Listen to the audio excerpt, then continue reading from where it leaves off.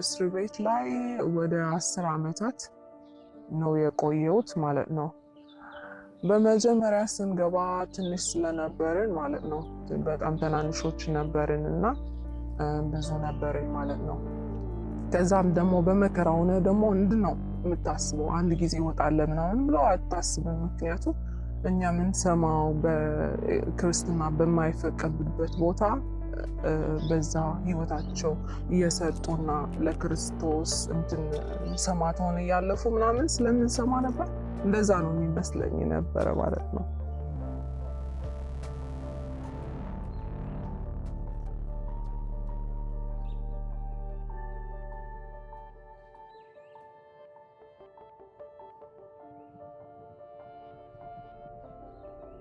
ማለት ነው ኦርቶዶክስ ነበሩና ሄደው እነርሱ ለፖሊስ ነገሩትና እነርሱ መጥቶ በቃ በጣም ነበረና ከዛ ለወንዶቹ ምናምን ድብድብ አረጉትና ከዛ ነው የወሰዱን ወደ እስር ቤት ማለት ነው።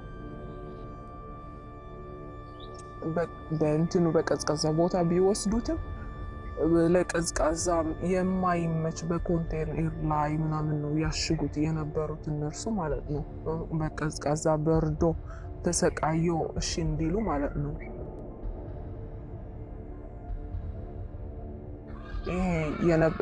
ይዤው የነበርኩ መንገድ እተዋለሁ ምናምን ካላችሁ ግን ትወጣላችሁ፣ ይሄ ከፈረማችሁ ትወጣላችሁ ምናምን እያሉ ነው የሚጠይቁ ማለት ነው። ደግሞ ብዙ ይጠይቁሃል እና ደግሞ በቆይታችን በእስር ቤት ከጌታ ብቻ ስለነበረ ሁሉ ማለት ነው፣ ሁሉ ነገር ማለት ነው።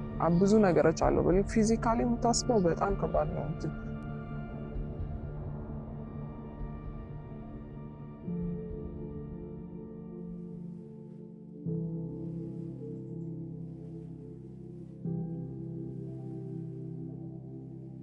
አሁንም የሚታሰሩ ሰዎች አሉ።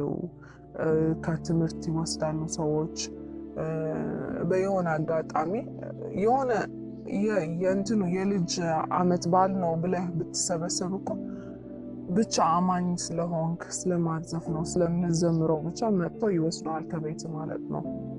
ህግ የለውም ደግሞ የሚፈረድበት ምናምን ነገር የለም። ከፈለጉ ያወጣሃል፣ ካይፈለጉ ደግሞ እዛ ጋር ነው የሚያቆይ። ደግሞ እዛ ጋር ብትቆየው ደግሞ መከራ ነው።